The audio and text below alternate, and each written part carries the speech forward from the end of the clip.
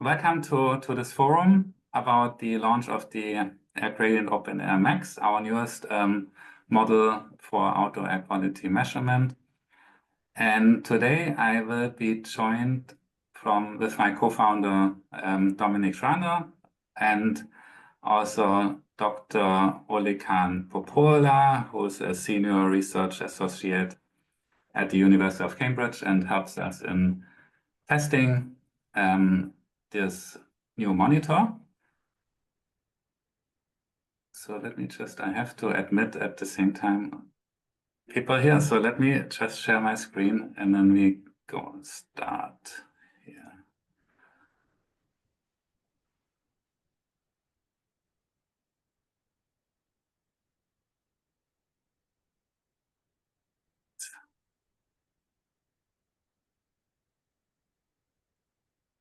Perfect. So what we want to go through is the introduction is right now happening. And then I will talk a little bit on the open source advantage. I think most of you know that we are open source hardware with our products, and I want to just dive into this as an opener on what are the advantages here. Then my co-founder Nick will dive into the technical aspects of this new monitor. And then we dive into the accuracy, calibration, and performance evaluation. And then I'm gonna be back with the price and the availability. I think a lot of people are probably curious when will this unit be shipping. And then I'm sure we will have a lot of time in the end for Q&As. So please feel free to also put your questions into the chat during the conversation. Or during the event, we're gonna revisit this at the end as well. And now I'm gonna start with the open source advantage just as an opener. And I think it's important just as a reminder for a lot of people here. So we have 3 monitors. The indoor one on the left-hand side is the one that we started like 5-6 years ago. And then we followed up with the AirGradient OpenAir, the unit on the right-hand side. And now we are launching today officially the AirGradient OpenAir Max. So what's really important to know is that all of these 3 models are open source hardware. This means you can go on our website and the whole design files are there, the enclosure files, the firmware is open source on GitHub. And that obviously it gives a lot of flexibility or full ownership to the users of these monitors. And I want to dive into 5 aspects here, which maybe some are pretty obvious, some maybe a little bit less. And the first one I want to start with is really that we believe open source hardware and open source software really accelerates innovation. And I made a list in the next slide here, and this is all contributions we got from volunteers for the AirGradient monitors. And you can see there are a lot of integrations where the community came forward and said, well, I want to use this monitor, for example, with Grafana, which is an open source application for charting and with a database. We had also contributions where people helped us actually finding problems on the electronics, on the schematics. So they made reviews there, very detailed analysis, and then pinpointed certain errors. So obviously, this open design really allows these contributions and also feedback from the community, which in the end really then makes the product a lot more applicable in different environments. So the second aspect I want to dive in is that the open source aspect really enables powerful partnerships, because what the open source really conveys is the principle of trust and transparency. You by being so open, by sharing the design and the basically the whole code and how this thing works, makes it possible that other people really can cooperate with you in a very meaningful way. So we have a lot of partnerships going on the left-hand side or left top. You see pictures from our co-location projects, where we work now with more than 25 research partners all around the world on testing these monitors. Actually, on the top right is Cambridge, where Olalekan is based, and he probably knows this box very, very well. And then it also enables other partnerships. So we recently started a project with the UNDP in Singapore, where we develop an air quality monitoring toolkit that enables them cities and large organizations really set up an air quality monitoring network very easily. And one of the key aspects why we won that project was also the open source aspect of our products and dashboard. Now, next one of the 5 open source advantages is, I think, the community aspect. So the open source nature of the products really, let's say, connects people. So it helps us, like, for example, running camps on like how to actually assemble these monitors. We can do a lot of forums. We have a lot of, like, it's basically the extension of the partnerships that I mentioned earlier. Another really important aspect with the open source advantage is like the lower cost and maximized impact. And I want to show this here. So you probably know that our monitors are one of the most affordable compared to competitors. And it's also, let's say, the open source hardware aspect also gives you full ownership of the product. So there's no possibility with an open source project, for example, that we can lock the customers into a certain platform, because you can just, change the firmware code and use your own server, for example. So it's just a free and independent product, basically. I think another real advantage which lowers the cost, especially in the ongoing maintenance or ongoing operation, is that we can easily, or you can easily repair the monitors. All the schematics are open. You can easily replace the sensor modules with your own, and as a result, really run and maintain this network in a very very cost-effective way, basically. And then obviously also things like subscriptions are then optional. You can use your own platform or ours, for example. So I think that's a really important aspect. And last but not least, I think it really helps in capacity building. So I think a lot of you know that we have these kits, the monitor kits, and they're actually very popular all around the world. And here you see 2 pictures. On the left was a workshop in Switzerland, where people like assembled the outdoor monitor in actually a 2-day workshop. And then they had a reference station there that was at EMPA in Switzerland. They co-located the monitor overnight, and then the next day they dived into data analysis and looked at like calibration of the monitor and so on. The picture on the right-hand side is a workshop that was run recently by AfriSat, which is a testing facility of air quality monitors in Accra in Ghana. And they also, you can see here, like really use the monitors to help people understand how does these sensor modules work, how can you use a microcontroller to transmit the data and so on. So so this open source hardware is really a great tool to share knowledge, basically beyond borders, and help other people develop these skills. So for us, it works really, really well. So even so now I always say we are moving up the food chain with this new model, which you will see in a second when Nick and Lekan dive into it, is a lot more advanced.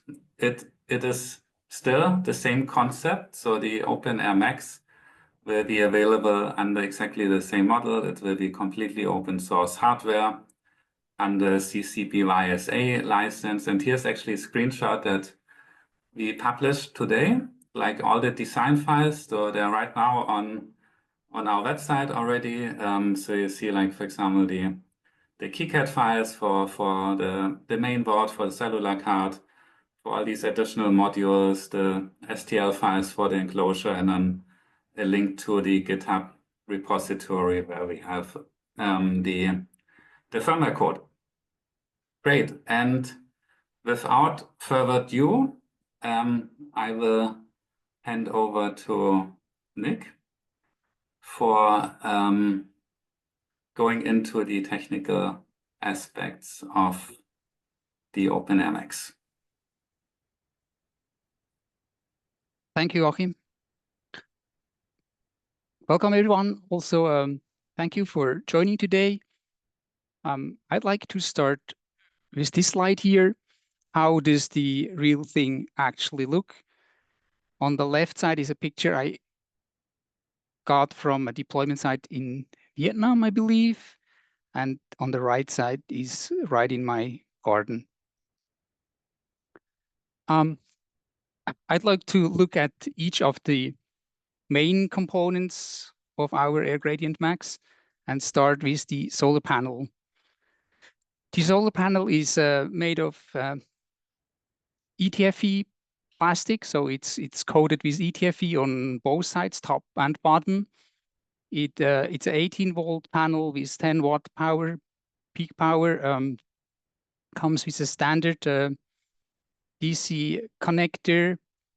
It's a custom-made panel because we couldn't find one with these exact specifications, and that was readily available and also affordable.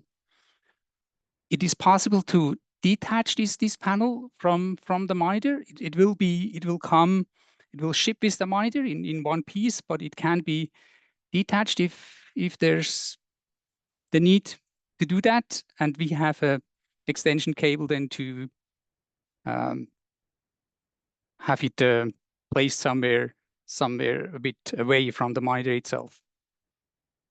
We can see that right here on this slide. On the right side, you can see how the panel is stacked on the monitor enclosure.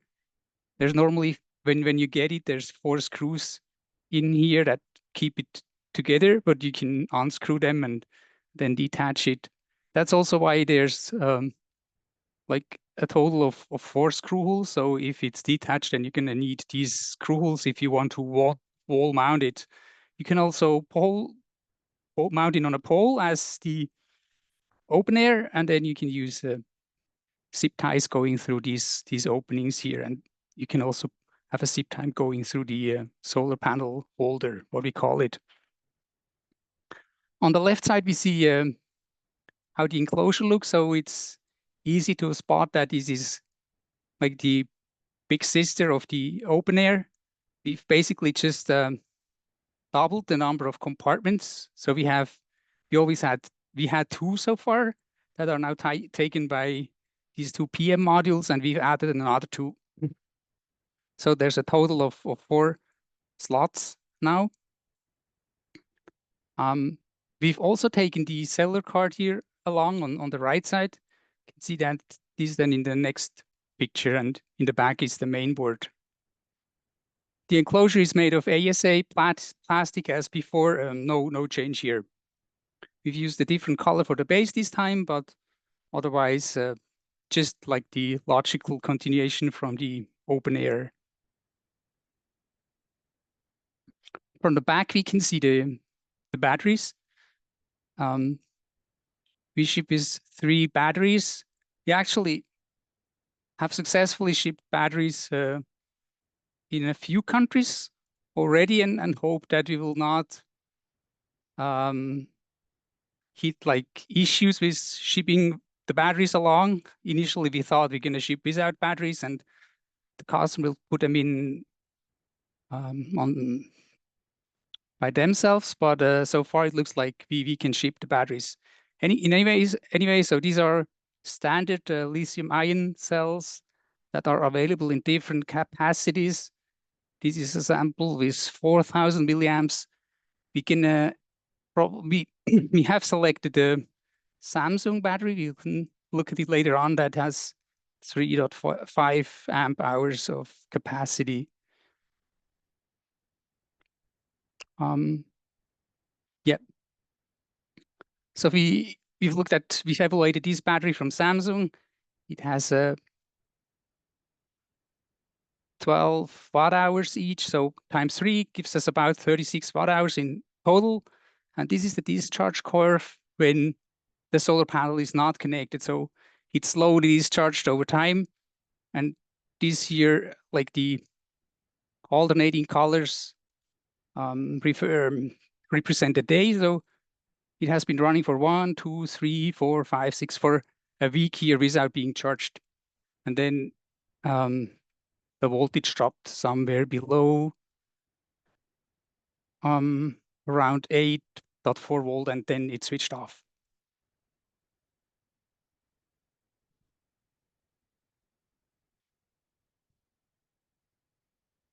Now, regarding the sensors we put inside, so we have our plant hour modules that we're already using in the indoor model, the PMS 5003. The difference is that we use a dual configuration in the Max. We continue to use the Sensirion SHT40 for temperature and humidity, no change here. And we continue to use the Sensirion SGP41 for TVOC and NOx. What is new here is on the bottom. For CO2, we now use a different model from Sensor called the Sunlight. Sorry. The reason is that the S8 we are using so far has a too high power consumption to run it on batteries. It consumes about 17 milliamps at 5 volt in average, whereas Sunlight uses only a few microamps. And then, in addition, we have the alpha sensor, nitrogen dioxide and ozone sensors, where Olalekan will then tell us more about these. So where are these sensors actually located? They're easy to spot. Sorry. The PM modules obviously are here. The CO2 sensor is here. The alpha sense sensors are in between, and you can see here there's a sandwich of boards. The board here is the analog front end from alpha sense, and they do not provide the digital interface, so we made that ourselves, and here is the plan to merge these and end up with one single board. So we want to kind of make our own analog front end for the alpha sense sensors. The temperature sensor is here in this little nose, so the idea was to have it as close to the ambient temperature as possible. And the Sensirion SGP41 is behind these vents here. That's kind of identical to the OpenAir as well. So this is regarding sensor placement. I want to quickly show, not look at every component on the schematics, but just to that you get an impression how it looks like and point out one thing that might be of interest. So for this version now, we have a set of load switches that allows us to switch off sensor modules. It's particularly important for the PM modules because those are quite energy hungry, and they do have a sleep mode, but still the power consumption is like too high to run them on batteries. So we switch them completely off when we don't run measurement cycle. And then here is the ESP32C6. So this is a newer model compared to what we've been using so far. It has more GPIOs and also supports a few more new features that we're not using so far, but we might want to use then in the future. That's all I wanted to show here. The cellular card here is actually not an entirely new development for the Max. We've been using it before. It's built around the SIMCOM chip called A7672G. G here means global, so it works globally. It works in the US, in Europe, in Asia. We use a traditional SIM. This is a slot for a nano SIM. And we're putting in a SIM already when we ship. It's a SIM from once. It's preloaded with 500 megabytes of credit. That should last for 5 years, maybe beyond 5 years. We're still optimizing it a little bit on protocol level to get more runtime out of it. I've put the QR code here that points to this website if you're interested into the details. If you look at it, you should select 4G because we support the 4G with our cellular card. It wouldn't make a difference here if you select LTM or NB-IoT because the coverage would be identical. You would get a few more countries with 2G, which we could actually support with this module, but we haven't looked into the details yet. It's minor, but it might actually make a difference for some of you if your particular country then has 2G coverage, but not 4G. We can see here that we have good coverage in the Americas, in Asia. Australia is fine too, Europe as well. We have a bit of a problem in Africa and still looking into alternatives on how to better support Africa. So far, we have people in Africa using the OpenAir where they put in their own SIM cards, but we still want to look for a way to also ship to Africa with a pre-installed SIM that would make things a lot easier than for the deployment. And I think, yeah, that's it from me. I'll hand over to Lekan. Thank you. Nick, yeah. Great. So in the end, I'm sure there will be questions on the technical side as well, but let's first continue with Dr. Olalekan Popoola. I will share my screen. Lekan, and then you just tell me next if you want to go next, all right? Okay. Yeah, thanks, Achim. Thanks, everyone. Nice to have you here. So this is just a quick outline of the assessment we've been doing here in Cambridge, looking at the outdoor AirGradient units. So this is a mixture of performance. We're looking at performance for the new OpenAir Max, but also the historical outdoor units. So just to give you a quick summary of what the study looked like. So it's done here in Cambridge. So we were trying to correct the site characteristics where we're actually doing the collocation study. We can classify that as an urban background. So essentially what that means is we are really, really away from major pollution sources, about 22 meters above ground level. So this would give us, we are actually pushing the performance of all these units because the closer you are to a source, the better most of these low-cost units perform. So in terms of species, we are looking at originally the outdoor open air units, AirGradient units, looking at criteria species like PM 2.5, but also greenhouse gas CO2.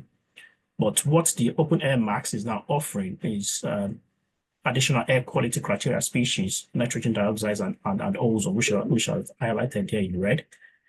And the results that will be shown so far is for a 2-month period between late December last year up to late February this year. Next slide, please. Okay. So what you have here is the performance of the PM 2.5, again, at the sites that I've just described. So since this data is taking it out of the box and using just a small period of calibration, and this is the level of performance you'd have. So on the left-hand side, you've got the time series, you've got the reference instrument, which is a powerless instrument, an optical instrument, shown in red. And in blue is the equivalent result of the scaled PM2.5. And on the right is the corresponding correlation plot, and you have this good correspondence between the two measurements. The statistics for that correlation is shown in insets in the time series on your left. So you've got a good Pearson correlation and a root mean square less than 5 microgram for this particular species, in this case to PM2.5. Next slide, please. So just doing exactly the same for the greenhouse gas species that's also been monitored in this device. So what you have again, just a similar presentation. So you've got the correlation plot on the right, where we've used obviously a small period over this window to extract a calibration curve and use that to scale up the out-of-the-box data sets over the 2-month period. And just like for the PM2.5, this is also very good. I mean, there's a bit of some departure, but we know what's happening in some of those cases. But overall, I think getting an R square, I mean, a Pearson correlation greater than 0.8 is a good, it shows how well these units work well. And the root mean square here is less than 7 ppm for CO2, which is pretty good for a very low cost device. Next slide, please. So now this is the more recent addition or offering from AirGradient. So looking at nitrogen dioxide NO2. So here you're using AlphaSense A sensor. And what we've done is we've taken a generic sensitivity and used that to work out the scaling from the millivolt to mixing ratio part per billion. So what you have now in black is the reference reading for the NO2, and in blue is the equivalent converted or extracted NO2 reading from the AlphaSense AlphaSense sensor. And again, over this period where we've done this study, it's showing us a good performance, at least for this sensor. And on the right, as standard, again, you're seeing the correlation plot between the reference unit and the local sensor for NO2. So here we've not done any ozone correction. So it is just purely taking the signal as it were and giving us, converting that to concentration of mixing ratio. Next slide, please. Now, this is the ozone. Now, for those, I mean, I'm sure some of the people in the audience know well that the AlphaSense ozone sensor is actually an aux sensor. So what we've done here is to take that aux sensor and try to use the NO2 reading from the previous slide to now work out what is going to be the true ozone reading. And again, you're seeing the performance here. So this data set itself is not looking at aux versus reference ozone. It's actually the ozone from the AlphaSense unit corrected, sorry, the aux reading from the AlphaSense sensor corrected for ozone cross for NO2 cross sensitivity using the reading from the NO2 we've calibrated in the previous slide. And I think the take-home message here is that you would also get a very good correspondence, at least over the period we're looking at in the result presented here. As you'd seen in my conclusion, I mean, the final slide, this assessment is still ongoing. So, but I think this early result is very encouraging. Next slide, please. Okay. So what are the take-home from these performance assessments? I think one of the preliminary results for the NO2 and ozone is very promising. We've gotten Pearson correlation, which tells us we are tracking the target species, in this case for NO2 and ozone, quite well, greater than 0.8, and the root mean squared less than 5 ppb. We have similar level of performance for the CO2 and PM2.5. And bear in mind, like I said, CO2 and PM2.5 has been historically been monitored over the last 5 years by AirGradient. So what they are offering as a new measurement is now the NO2 and ozone. So what are the next steps? So to evaluate, so looking at even extending the evaluation of the NO2 and ozone over periods that when it's warmer, because if you notice these measurements were over late winter and early spring, and we're trying to see how well these sensors retain their performance when we get into the warmer periods, especially where they'll be using across the globe, where places where with different temperature and humidity conditions. And as part of the ongoing testing in the tropical environment, also AirGradient are also looking at currently doing extensive collocation studies in Ireland, where more than a dozen units will be collocated with reference unit and would try and assess, because what we've done is just a sample or prototype unit that's been tested here in Cambridge. I think it would be good for us to be able to replicate that performance over a larger number of units. And that's about it from me. Thanks, Achim. Thank you, Lekan. I actually see there are already questions in the chat, so maybe we can address them to you already, Lekan. One from Afriset is, which reference monitors did you use for O3, NO2, and NOx? So we use so for the NOx, it's a chemiluminescence instrument that we're using, and for the ozone, it's UV spectroscopy. So these are standard equivalent units that are for air quality. So we're using, because we run a standard reference station here in Cambridge. So the device that we're using are classified as equivalent or reference unit. Maybe Lekan, just to make it complete for PM and CO2. And PM, okay, sorry. So for PM we're using FIDAS, which is a Pallas unit. So it's an optical unit which measures the size using so it's an optical technique similar to what the local sensors are doing. So it's not gravimetric. It measures using light scattering, but so we're kind of comparing like for like, if you like, for PM 2.5. And for the CO2, we're actually using a spectroscopic technique, so optical cavity enhanced absorption spectroscopy. It's so the trade name for the device we're using is LICO, and it's classified as also a high-grade reference instrument. So that's what we're using for the CO2 comparison. Great. I will continue a few more questions here, and then I might continue, and then we go back to the questions in the end. But there was one question about AlphaSense having A and B series, and how does the performance compare to more expensive B series sensors? I'm not sure, Lekan, if you have some comment. So yeah, I think there's overall the slight difference between A and B series is, I think the B series has is because of the footprint, it's more sensitive. But the problem with that is because it's got a bigger surface area, it's more susceptible to environmental effect like humidity and temperature. So you get better sensitivity, but in terms of performance, it's very similar with A series. But also, if you look at the footprint of the B series, it becomes very tricky to integrate that into the setup that AirGradient are setting up, because they're about close to, in terms of surface area, about twice the size of the A series. So you would have to really expand. So I don't think for performance and in terms what you get in terms of performance versus a compromise on space, I don't think you can still get equivalent performance for the A series. There's another question from Alan. I think we covered it partially, but I still read it. Can you indicate the level of offset and gain errors you get for NO2? Is there anything you want to add beyond the charts that you showed?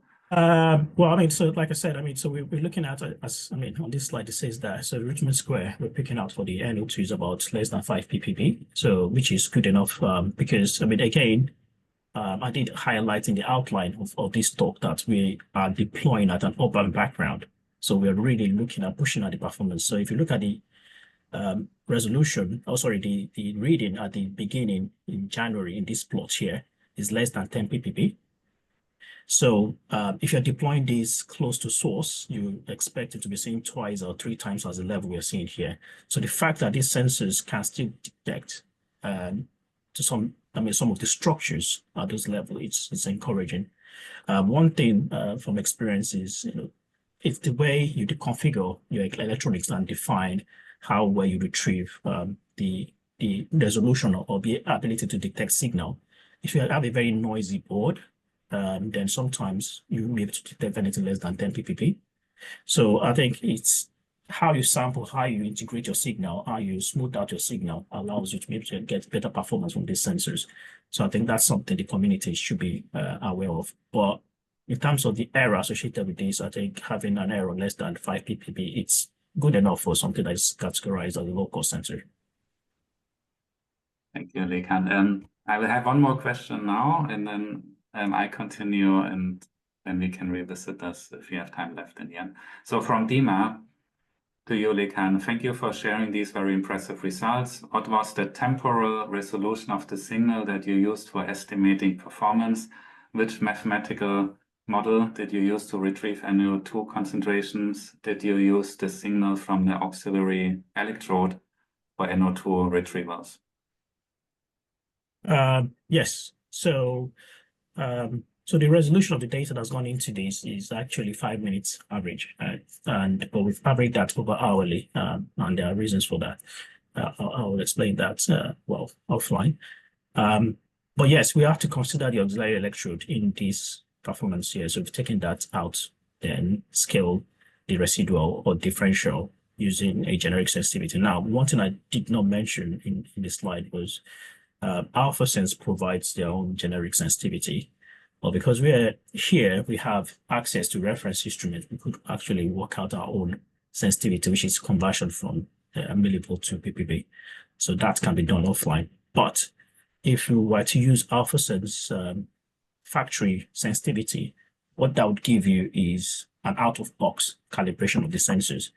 Then what AirGradient would do, hopefully before shipping out this device, would be to now take that AlphaSense calibrated sensor, collocate that with some kind of reference, and give you a more better scaled, hopefully, reading that can be shipped out to customers. So I don't know if that answers the question. So yeah, we're taking into account the 2 electrodes in retrieving the signal.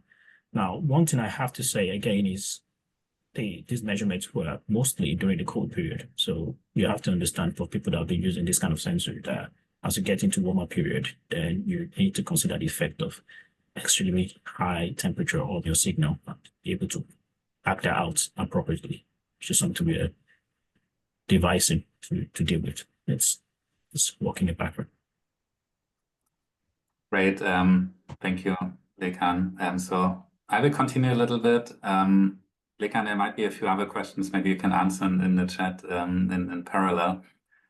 And yeah, I guess a lot of people are curious about price and availability. So actually right now, if you go to our online shop, you can actually already purchase them, but they are labeled as pre-order. So we expect the delivery to be in July 2025 and onwards. We're already delivering some urgent orders already now that we have shipped in the last couple of weeks, primarily for the unit on the left. So we have two models. The one for around $400 is the one without the AlphaSense NO2 and O3 sensor modules, because they're actually very expensive, even in high quantities if we purchase them. So this unit is around $400. It comes with the SIM card, with the batteries, with the solar panel, and the configuration that Nick mentioned. And then if you want the NO2 and O3, it's below $1,000. What else do I have here? Okay, that's it. So let me look a little bit in more questions, and then if people want to ask verbally too, you can just unmute yourself. But maybe let me go first through a few things mentioned in in the chat. So one thing from Dennis, let's start at the top. Later in the presentation, can you talk about repairs of low-cost sensors? Is it worth repairing the low-cost sensors when you can buy a new one for a couple of $100? I think it really depends where you are and how you install them. I know that sometimes the installation costs can be pretty high, but a feature of actually also the open source hardware aspect is that actually these units are, very easy to open and replace modules. So I would say it's definitely worth doing it in a lot of cases, but I think everybody has to decide in the end what makes most sense for them. Then next question from Nasir Khan. During the pricing and availability section, can you tell us if there will be an unassembled variant kit of the OpenAir Max like your other two products? So at the moment, not. And the reason is that actually the assembly is a little bit tricky right now. We are trying to improve this, so we feel things could break if you assemble at the moment. I think in general, it's a good idea to have them as a kit as well, and I think it might follow that. Let's say with the first version we go out, we want to make sure it's really working. And you saw it on the pictures that Nick showed. It has a much higher complexity and parts number. Will these lower power sensors also become the default in the OpenAir monitor? I think at the moment we don't plan to make changes on the standard model. I because can maybe say Okay, something Nick. here, Achim. So it wouldn't really work in the, for instance, OpenAir case because the PM module, which is the most energy hungry sensor, cannot be, we don't have a load switch that we can really power it off. So even if we would replace the S8 with a sunlight or sunrise sensor that is low power, the PM module would still drain the battery in no time. So when we were aware of that, so we knew that this plant tower sleep mode is not really bringing the power consumption down to a level where you can operate on a battery, but we decided to keep the design simple, and we have integrated a load switch back then. Also, the voltage regulator on the main board of the OpenAir is not optimal for low power. So we would need to make changes on the main board to support low power with the OpenAir. It would not just be replacing a few sensors and that would be it. So it would require a redesign of the main board. Thanks, Nick. Okay, there's one from Dennis. Do you expect the NOx and NO2 sensors to provide similar data? I guess NOx refers to the Sensirion SGP41, which is a MOX sensor, and it's much worse than the Alpha Sense NO2, and also the Sensirion one gives you actually an index, not absolute values. So I think the NOx Sensirion gives an indication if there's a spike, but I don't think it's usable for absolute measurements. Then from Mark, if you purchase without the O3 and NO2 sensor, will you be able to purchase those sensors and retrofit them at a later date? Theoretically, yes. I'm not sure, Nick, if you have some ideas. I think we had upgrade packages in the past. I know when we switched from the OpenAir with the 2 PM modules to the one with the CO2. I think if possible, I would be open on offering that. But Nick, I'm not sure you have any comment. It's an interesting question. I can't say yet on, I think if there's a demand, we need to figure it out on how easy that could be done. Yeah. Yeah. In general, I mean, what I mentioned earlier is at the moment, the assembly is a lot more complex than the OpenAir. And so we need to avoid that people accidentally break things. So that's why we are still reluctant with the kit right now. From Noah, do you plan in the future to detect ultrafine PM0.1 particles or below? Probably. At the moment, not yet. Maybe later. I think we need to test if, because we are focusing on a low-cost sensor world, if maybe in future there are coming sensors that can look at smaller particles reliably. But it's not something we are focusing on right now.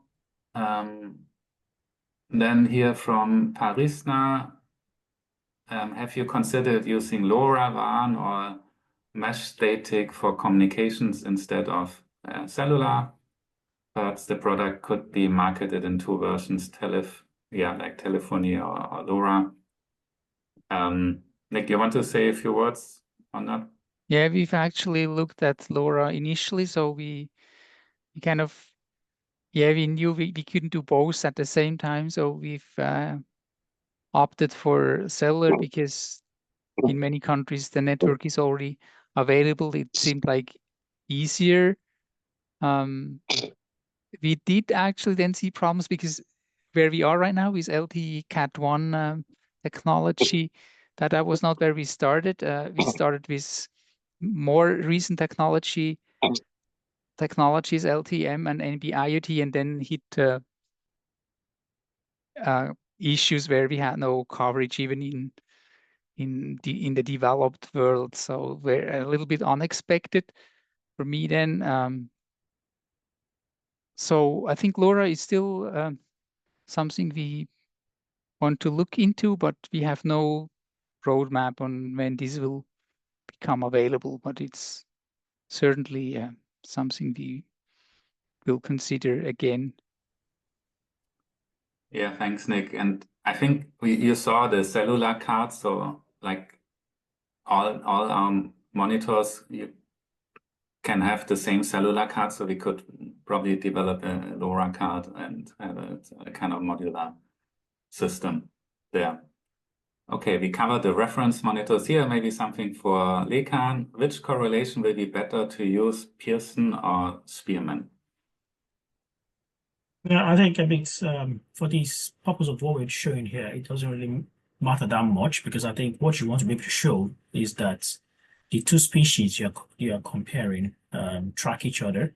So I could have as well used the other metric to show the agreement between the units. The key metric that I'm more focused on would be your RMSE, because that tells you how the level of accuracy and also your slope.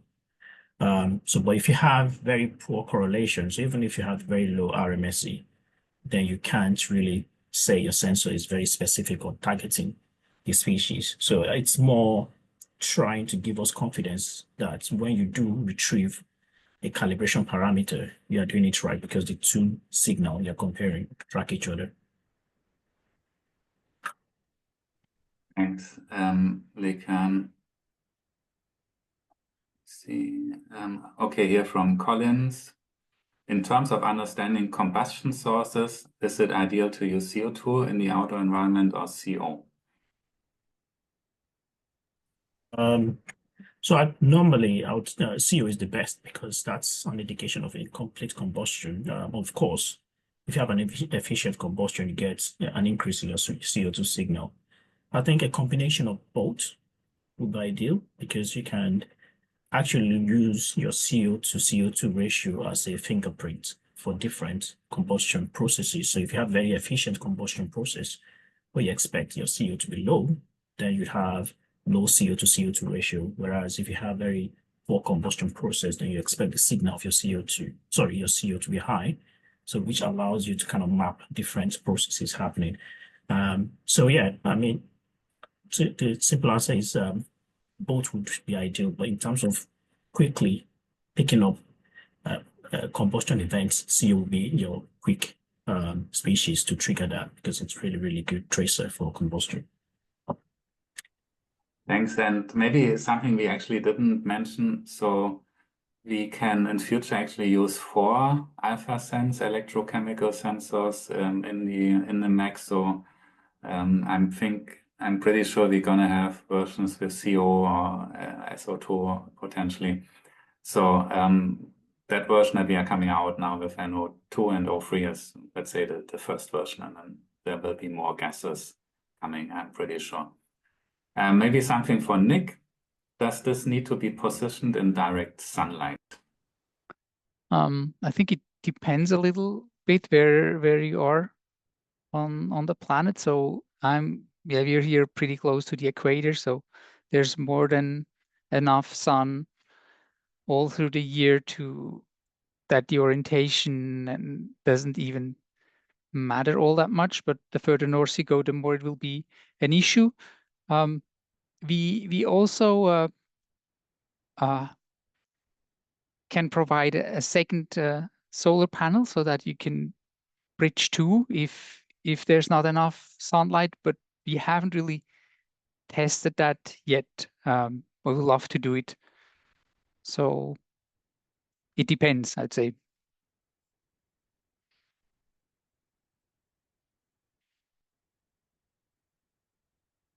Here we are. So the next question is about VOCs from Gary, and I'm just putting in a link there where you can actually read how we analyze the Sensirion SGP41 VOC performance against a reference device. So I think that should give you all the information. I just dropped the link in. Then from Sanatoy, the current open monitor has a free dashboard, but new one is $2 per monitor per month. So will the current one always have a free dashboard, or will it slowly shift towards a subscription-based like the new one? And then if someone buys the dashboard for the new monitor, can they choose not to share the data? I think we can probably communicate this better. So we still don't charge anybody, and the subscription will be the same for all monitors, except if you share the data with OpenAQ, your outdoor monitor, you will never be charged. And then also we're gonna have a very a free plan with a lot of features that still gives you access to the dashboard, still gives you access actually to the API, still gives you access to probably around 1 month historical data. So we will not lock down the dashboard completely in the subscription. But so far we actually haven't really enabled the subscriptions at all yet. Now from Gregory, has any thought been given about using the OPC N3 instead of the Plantower PM2.5 in areas with larger sized particles? The Plantower does not work well. I think it's a good point. Yes, for PM10, the Plantowers don't work well. It's not something we are looking in right now, but in future it could be an option, but it's not something we are looking in right now. Let me see. From Victor. Hi, Achim. For our location during the monsoon season, our main concern would be battery power under prolonged lack of sunlight. Maybe know how long can the units operate out in the open? If so, can we charge the units, bring them indoors for charging? Nick, over to you. Okay. So even if it's cloudy, it will charge to some degree. So I don't know exactly where Victor is located. So, but yeah, so in the complete dark, right now they last for a week. We plan to implement an algorithm that, because we can see that like the voltage level drops. I've shown a chart where this is visible, so we can reduce the frequency then to keep it running longer. We will have less data points then, of course, but maybe this is still an advantage to have at least some data in compared to no data at all for days. So that's something we can do. Then a second solar panel is maybe an option. And yes, you could bring them inside to charge, but I hope that this is then not necessary. So that was at least not our idea, that you need to bring them back and charge and then out again. So I hope that we'll find a solution to avoid that. Great, thanks, Nick. So last two questions, and then we're probably right on the hour. From Gilbert, will the dashboard be updated for solar charging by displaying battery level and charging performance? Yes, Gilbert, it already does that. So the chart I've been showing is actually already there on the dashboard. Great. And then from Sanatoy, regarding the sunlight for a country like the UK, is the solar panel enough to provide 24-hour power? Will it still have to be plugged in? So Olalekan has been testing for us in the UK a bit with a smaller unit with a 5-watt panel. So we have some experience already in the UK, and Olalekan, maybe you can say yourself on how it was for you. Yeah, bear in mind, so we're only looking at purely CO2 in the test we're doing. But so far, or throughout the winter time, they were working fine. And so we've not had major issue. I mean, the only period where they drop out is when we have prolonged days, like 3 or 4 days in winter where there's fog. So then you get 1 or 2 units drop out, but after that they recover pretty well. But again, we've not tested. But I think because you're using bigger solar panel now, so because you have more species now to monitor in this version, they should hopefully work at least in winter and also definitely in summer. So what I would say is so far they've been reliable. They've been reliable, but I think, Nick, you have to just confirm getting the power draw for the PM, because I have not run the sensor without PM. We try to make them at least as good as what you've got back then. Okay. Yeah. Great. Maybe the last question from Joshua I can answer. Can the device also be plugged in via USB-C? Yes, so you can actually also operate it without the solar panel. Just put a USB-C cable in there and it's working. And that might be an option in future too for some people. I mean, we start with the 2 models that we put out there, and then I think it really depends also on the community, what requirements they have. Yeah, so I want to close this today because we're already a minute after the hour now. Feel free to reach out to us if you have more questions. As usual, we will put also the video up, and other people that missed the webinar can watch it. And yeah, and then just send us an email if you have questions, and then we can answer that. So thanks a lot for coming. It was great to see so many people here, and we are really looking forward to that product, because we feel also like this is really like putting us onto the next level, basically, with that monitor. All right, thank you, and have a good evening.